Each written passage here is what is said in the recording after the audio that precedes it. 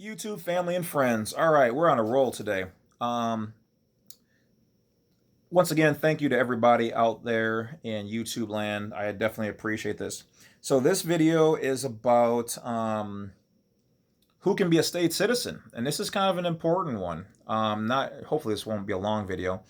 Now, if you're from another state, okay, and I'm sorry to be the bearer of this news. If you're from, and let me say this correctly, so don't trip out. Um, if you're from outside of the 50 states or our territories, this directly applies to you. If you came here from another country, you, I'm almost 100% sure, will not be able to be a state citizen, and here's why. Okay, so this applies to you because you have to be born in one of the 50 states of the United States of America Republic. Okay, you have to actually be born in one of the 50 United States of America states, basically separate countries, here to be a state citizen or a national. Okay, you can double check this information on the website, Department of Travel, but in there it does say that in order to be a national or a state citizen, if you think about it, it makes sense because you're born in that particular state. So if you're from another country, you can't be a state citizen. You can become a non-US national, which, as we found out, typically is represented on your passport card by 3 asterisks or 3 stars, depending on what you want to call them. Now, nobody knows 100% what all of them mean. All the information I'm giving you is by my own research, having gone on hundreds of threads of information of people asking these questions and posting. I'm from another country. I got 1 star. I got 2 stars. I'm a non-U.S. national, and I'm from Puerto Rico, and I got 3 stars.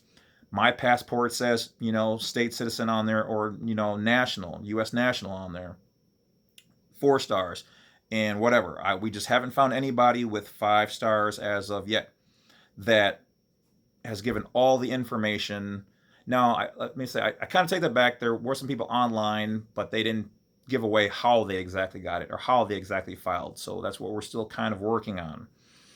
So the asterisks, stars, basically, from what the lady told me when I called the place, she said those are a part of an internal security feature, and she wasn't sure. And this is right from the Department of State's travel customer service. Okay, they gave me the address and information to write the place that issues it. It's in another state, and I contacted them. They wouldn't reply to me on that, so they're never probably going to give away what those exactly mean. So when people say, "Oh, no one really knows," they're technically right, but we've kind of alluded by looking at all these people and matching up the similarities to kind of a rough estimate. So that's kind of where we're at. All right, so back to the story. If you were born in one of the territories, there's a strong chance you may not be able to become a state citizen, at least not a national. But if done correctly, you should be, in general, listed as a non-US national, and it should be represented by, once again, 3 stars or 3 asterisks. When I went to my bank, I was talking with a guy with a really long last name from another one of our territories here, and I was talking to him about all this stuff, and he said, "You know what?" He's like, "I'm from, so and so." And he's like, "I've never even paid attention to that. Let me look at my passport. I have it right with me." So he pulls it out, and he had 3.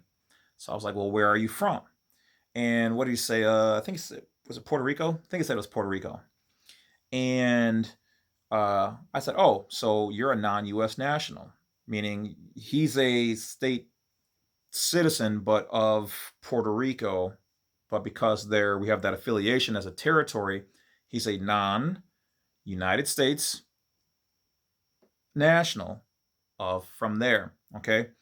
So if you're born in the 50 states, okay, any of them, or you can prove it or whatever, um, you're born first as a state citizen, as a baby. But then what happens is you become indoctrinated through applying for the various benefits and privileges that are given to us from like your social security number, your, implied through your birth certificate, and all the other features that are government assistance or whatever else as a 14th Amendment citizen or slave, in the old days. So that is that fact of the matter. So state citizens, you have to be born in the United States and one of the 50 states to become a state citizen. All right. That's just how it goes. All right. So hopefully that answers your question. Thank you for hitting the bell, like, subscribe on the way out. I will talk to you guys later because we got some more videos. Hopefully that clears up some more questions that were asked. And Bad Wolf, over and out. Talk to you guys later. Thanks again, guys.